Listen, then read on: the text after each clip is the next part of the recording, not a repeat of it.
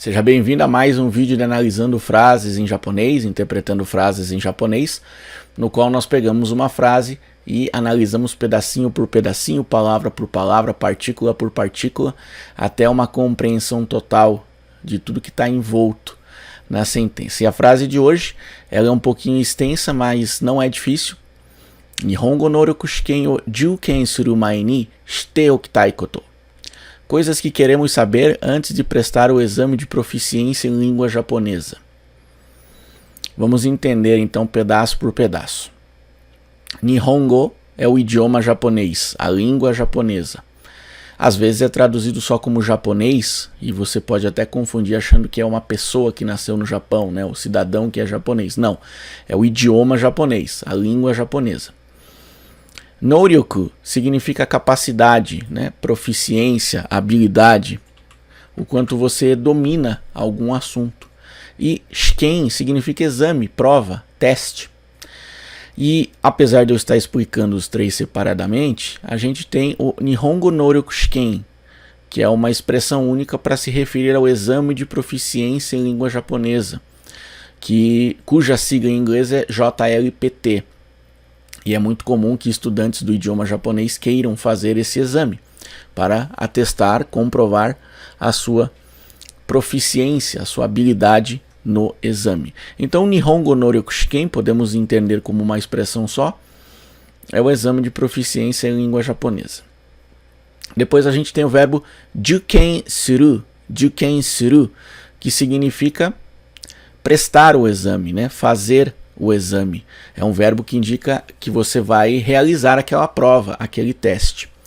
O o indica o que é que eu realizo.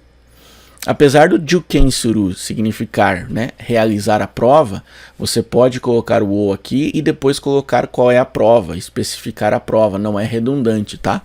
Juken suru, ele não é que ele signifique realizar o exame, ele significa realizar uma prova, realizar algo que é obrigatoriamente uma prova, e depois do o, antes dele, na verdade, você detalha qual é a prova, tá?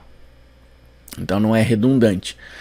Juken suru, prestar o exame, fazer o exame, realizar o exame de proficiência em língua japonesa.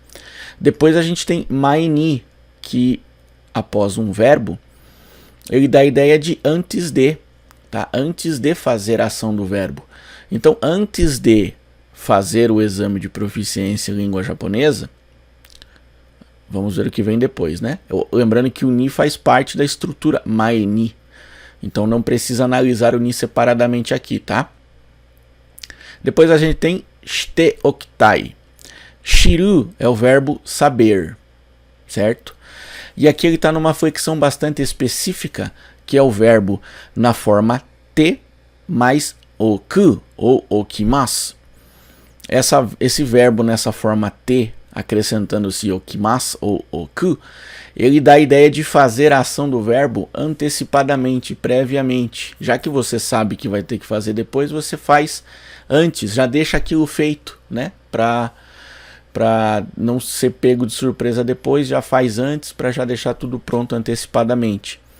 Então, shiteoku é saber antecipadamente, já de antemão você já sabe, para na hora H já tá tudo certo.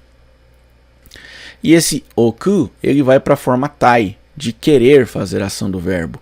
Shite okitai significa querer saber antes, né? Antecipadamente, já querer saber antes da hora. E koto são coisas, coisa ou coisas. Aqui a gente considera coisas porque tem mais de uma coisa que a gente quer saber. Então são coisas que queremos saber e queremos saber antecipadamente. Esse antecipadamente, essa coisa mais antes da hora, de maneira preventiva, ela nem sempre aparece na tradução, o antecipadamente, mas a ideia está implícita e você precisa saber disso, mesmo que a tradução não mostre. São coisas que eu quero já saber antecipadamente, antes de prestar o exame de proficiência em língua japonesa, né? Coisas que antes de eu fazer a prova seria importante para mim, né, que nós soubéssemos, né? Então são coisas que nós queremos saber e poderia ser coisas que você quer saber, que ele quer saber, que eu quero saber.